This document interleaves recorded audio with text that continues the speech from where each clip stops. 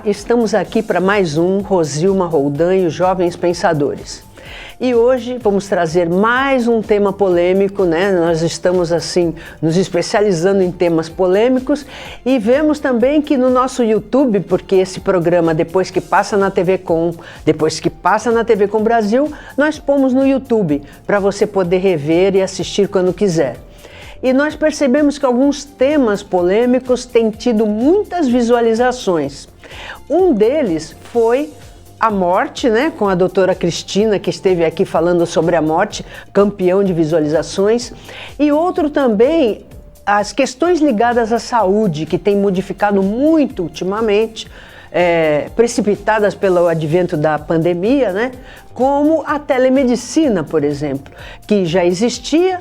Incipientemente, as pessoas tinham resistência, assim também como os cursos à distância, né? As pessoas sabiam, até faziam, mas existia muito preconceito e a pandemia trouxe essa revolução de costumes, essa revolução de conceitos, né?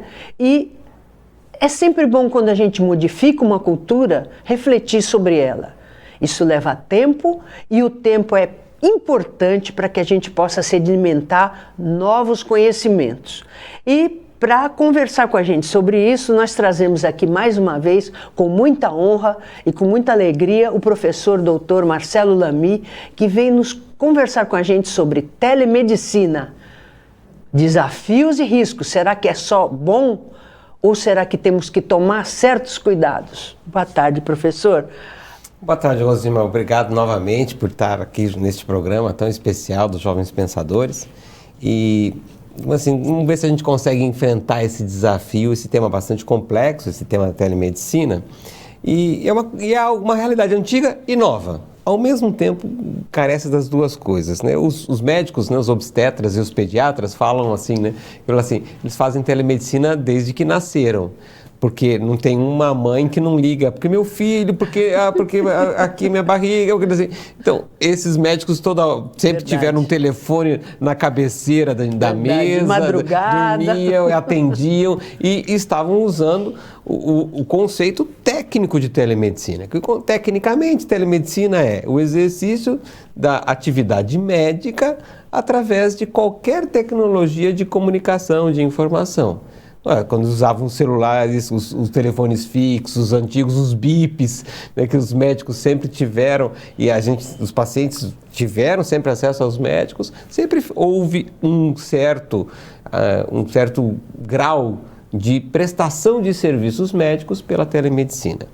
Acontece que a tecnologia evoluiu e muito, não evoluiu pouco, evoluiu numa velocidade acelerada.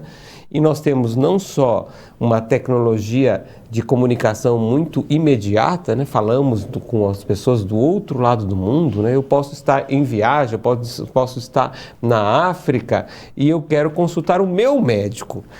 Então, o paciente pode estar à distância, não só o médico, né? Então, ele abre não só um telefone para o médico, mas abre uma videoconferência e faz integrado, às vezes, por um médico até local, até exames físicos com o auxílio de um médico à distância, e você tem a oportunidade de se consultar com essa tecnologia da informação e comunicação, consultar grandes centros de especialidades.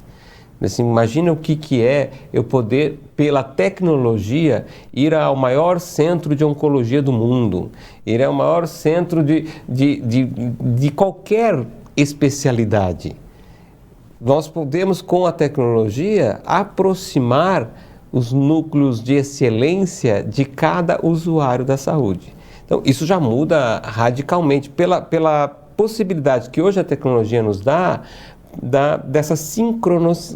ser sincrônicos, né? De estar online, estarmos ao vivo e não simplesmente mandarmos uma mensagem no passado, né, nós mais velhinhos aqui, né, mandando carta pelo correio que chegavam dias depois, o mais rápido que a gente conseguia fazer. Quando chegava já tinha sido superado aqui. Nossa, já tinha mudado a realidade, já a pessoa estava nem viva mais às vezes. Verdade. O que a gente tinha de rapidez, né, mandar um telegrama, telegrama que demorava também. Depois apareceu o fax, né? O fax foi uma revolução na mensagem escrita rápida. Mas a internet é um sonho de consumo para todos, né? Uma internet boa, uma internet... E ela tem se expandido.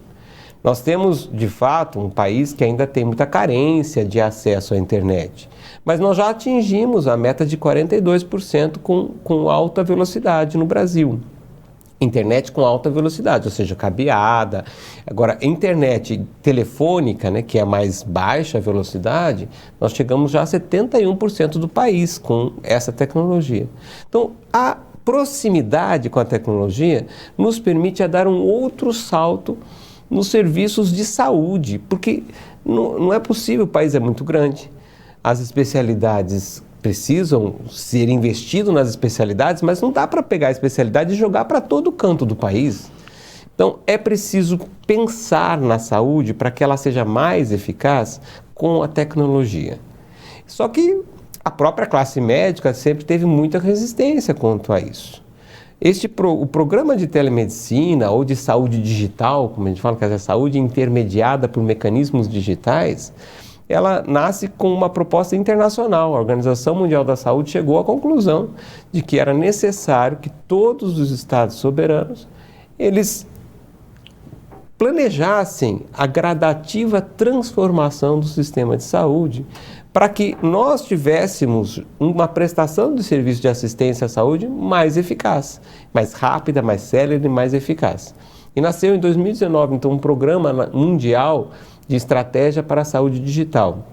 O Brasil aderiu a essa estratégia e montou a sua estratégia, a estratégia brasileira para atingir as metas da OMS.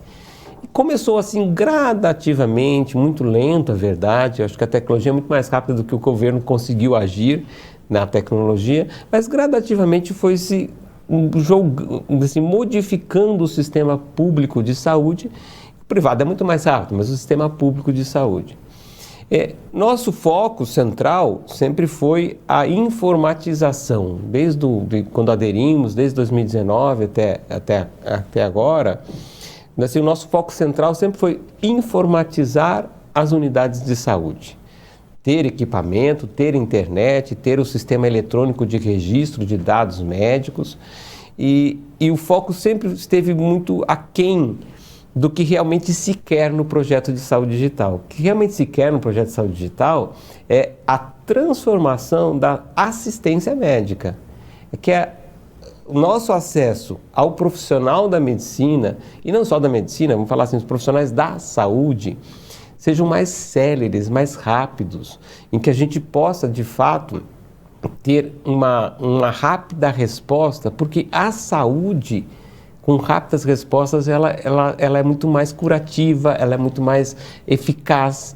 Quanto mais a gente protela, o que é um pouco da cultura do nosso povo, é verdade? Porque assim, está com uma dor nas costas, faz 3 anos que está com dor nas costas e ainda não foi no médico. Está com dor na perna e está com dor na perna e dá com dor na perna e não foi ainda fazer um exame, não vai ver se tem varizes, não vai ver, não.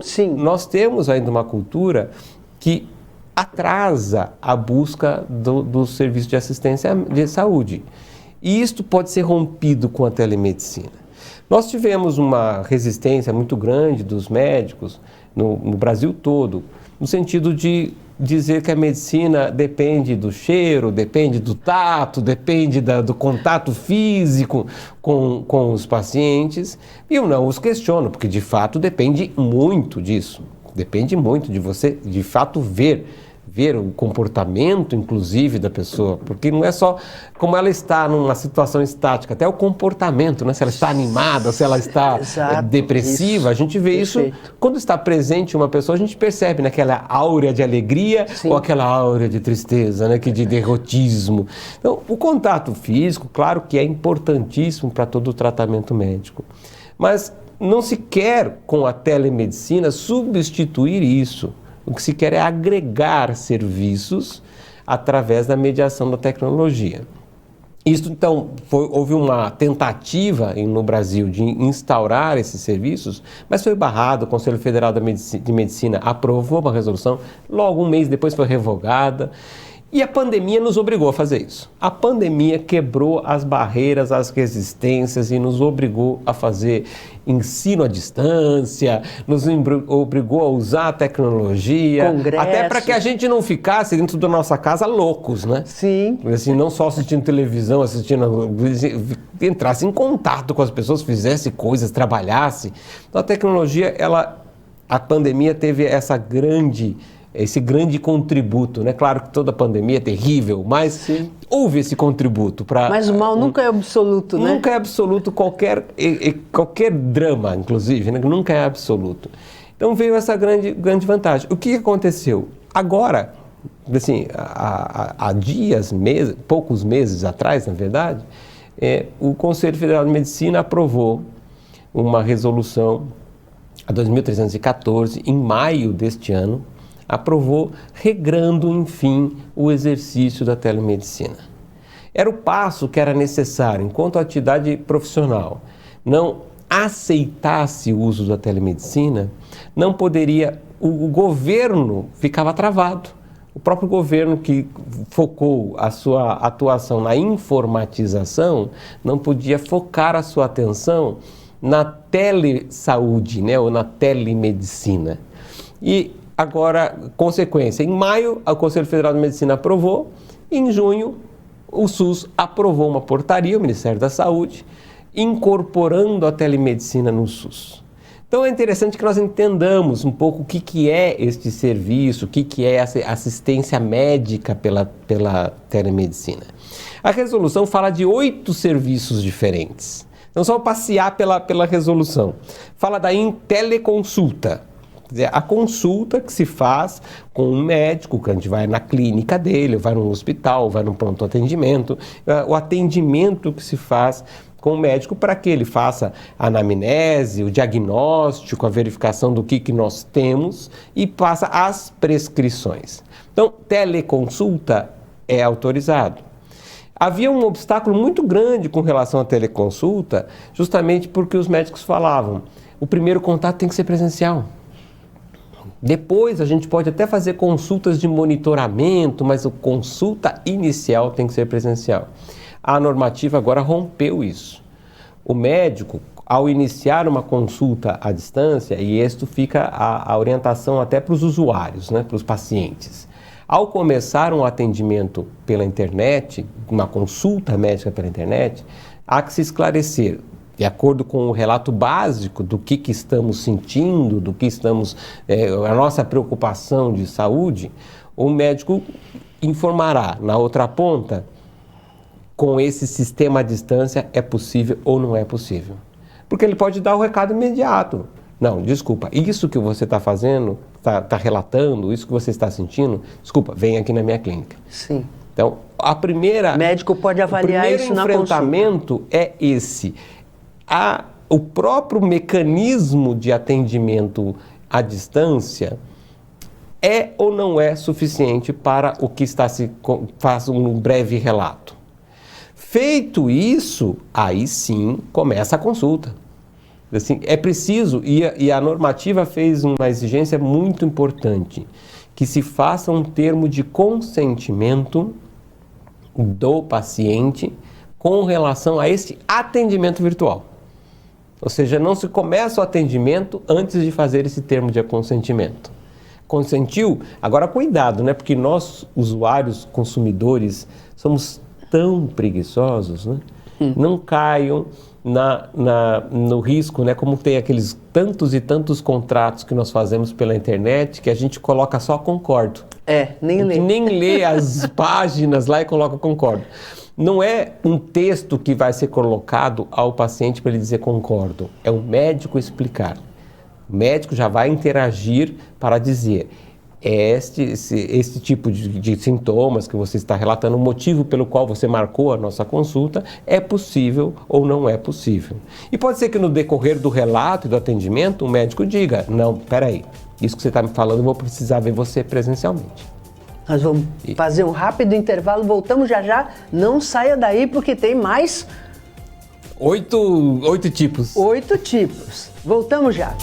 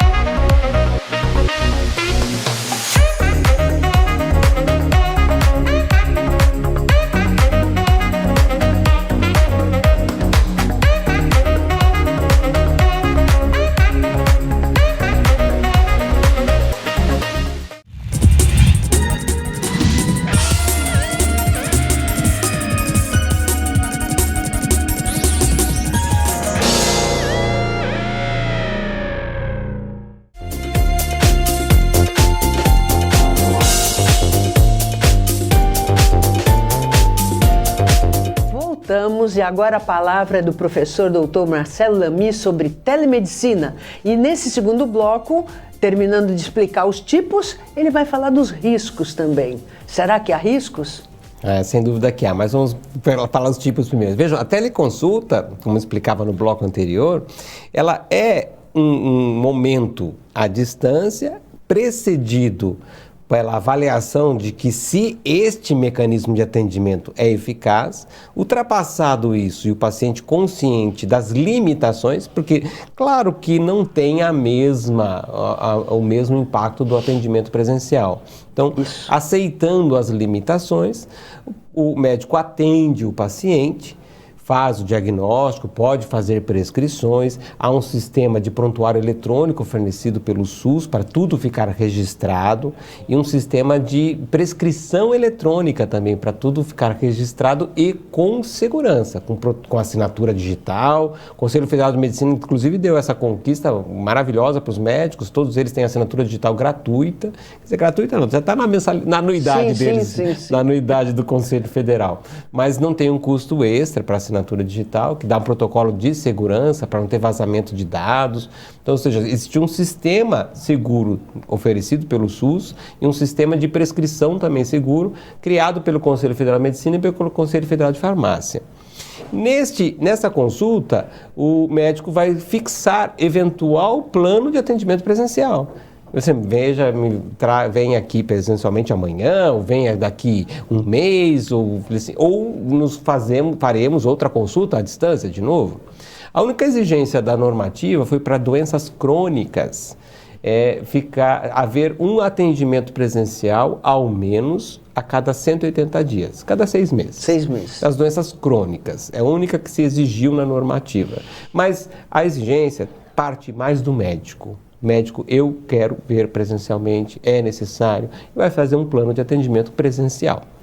Isso é a teleconsulta. Ela pode ser antecedida pela teletriagem, onde vai se tomar aqueles dados anteriores, assim, até mesmo, né, quer dizer, assim, tá com febre, mediu, tá com febre, tá com pressão alta, baixa, as pessoas podem relatar, né, quer dizer, na triagem, relatar os sintomas. Aí quando iniciar a consulta, ela já terá um outro andamento. Então a teletriagem é um outro serviço de atendimento médico.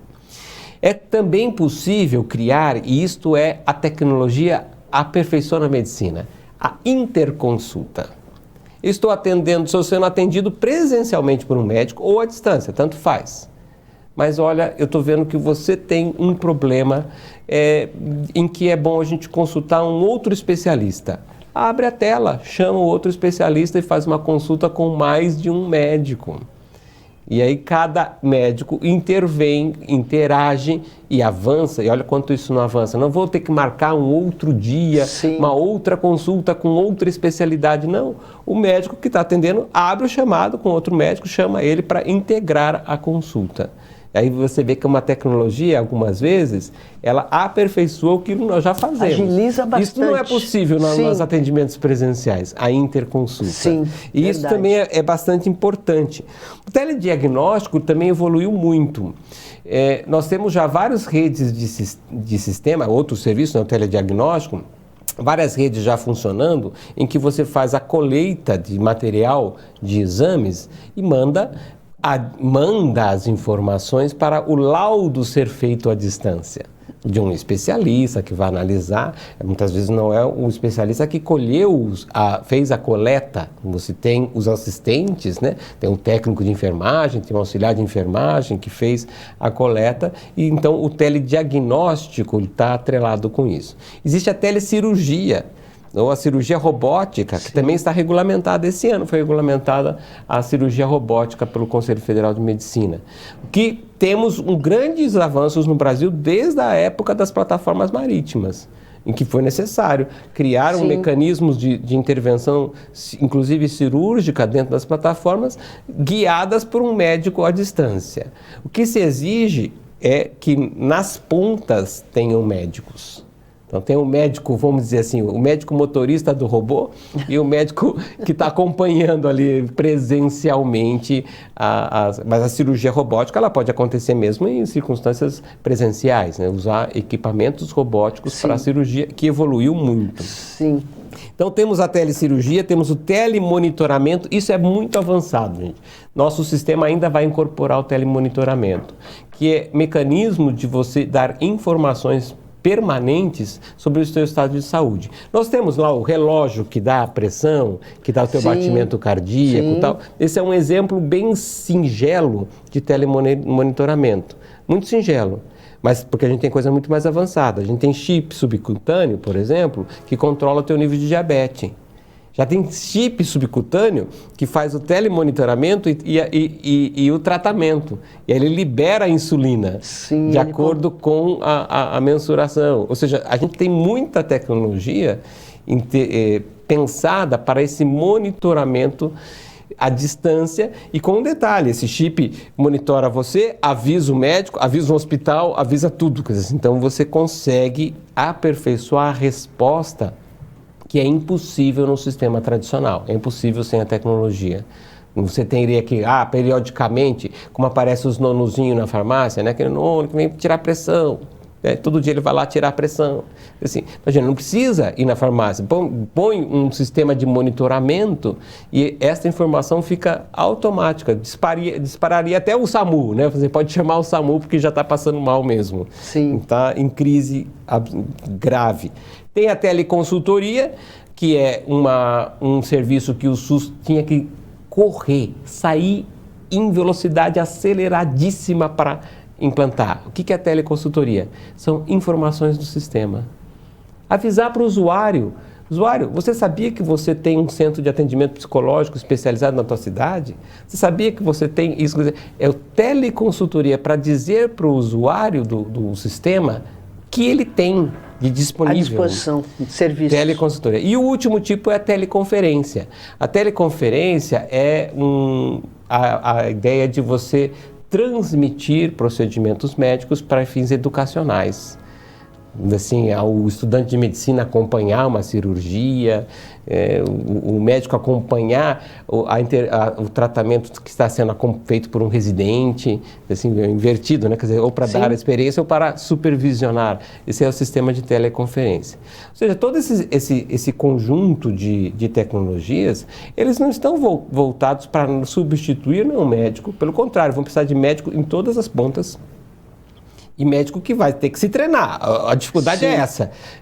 Surgiu um novo treinamento necessário para os profissionais da medicina. Aprender tecnologia. Se ele é avesso à tecnologia, sinto muito, vai ter que se aperfeiçoar.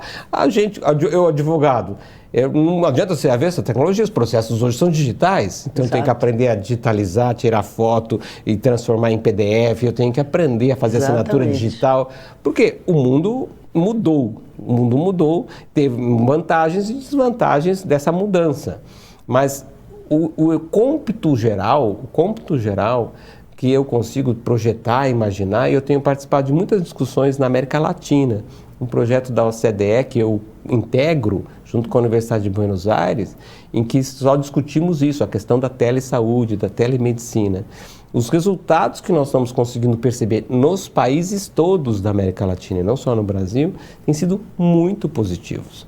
A rede privada investe muito, já tem muitos robôs, serviços de telemedicina. Se a gente vai ao Hospital Einstein aqui em São Paulo, é avançadíssimo o setor de telemedicina deles. Tratamentos na área da psiquiatria, da psicologia, já tem muitos implantados e praticamente esquece abandonar o presencial. Viu-se que é tão eficiente quanto o presencial. Então, não há obstáculos contra isso. Agora, qual é o grande risco de tudo isso, todo esse universo da telemedicina? É nós não baixarmos a guarda, não cochilarmos, não baixarmos o nosso olhar com relação à meta. A meta da telemedicina é a meta de melhoria de qualidade, não é de economia. Este é um ponto-chave, porque eu posso usar o mecanismo, né? Eu posso usar o instrumento para o bem ou para o mal. Assim, qualquer instrumento, eu posso pegar essa caneca para tomar água, eu posso pegar essa caneca para lhe dar uma canecada na cabeça. Assim, eu posso usar para o bem ou posso usar para o mal. A telemedicina é um instrumento preciosíssimo para aperfeiçoar a qualidade da medicina, para a medicina dar outros saltos e gigantes saltos de qualidade, rapidez e eficácia. Agora, ela não pode se transformar em mecanismo curto de reduzir custos.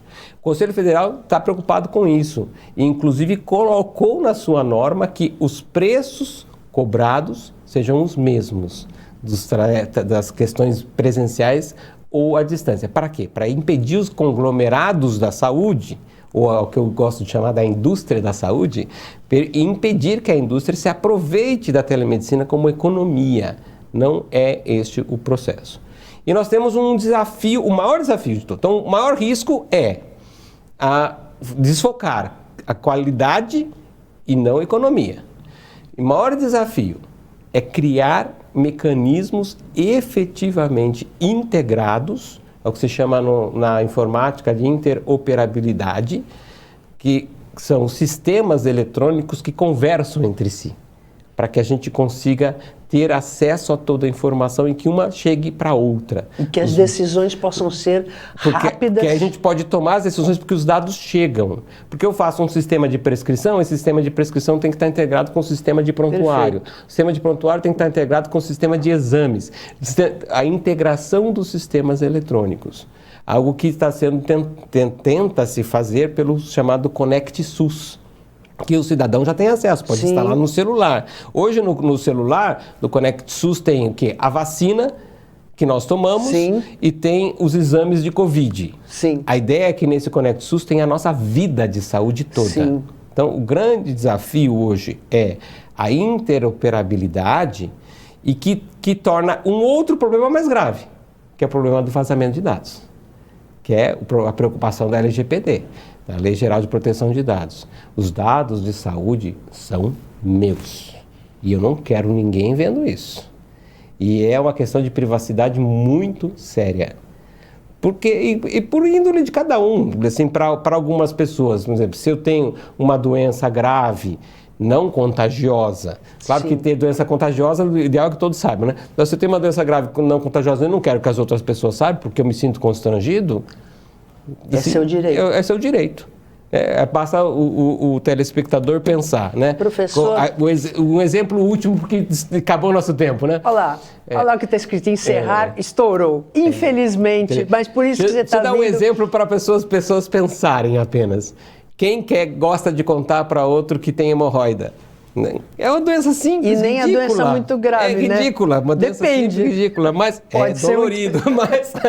Pode ser, é verdade. É a privacidade. Muito obrigada. E ainda bem que nós temos aí chamado o professor Dr. Marcelo Nami todo mês. É um compromisso que a gente assumiu desde janeiro, quando ele veio aqui instigar-nos a pensar.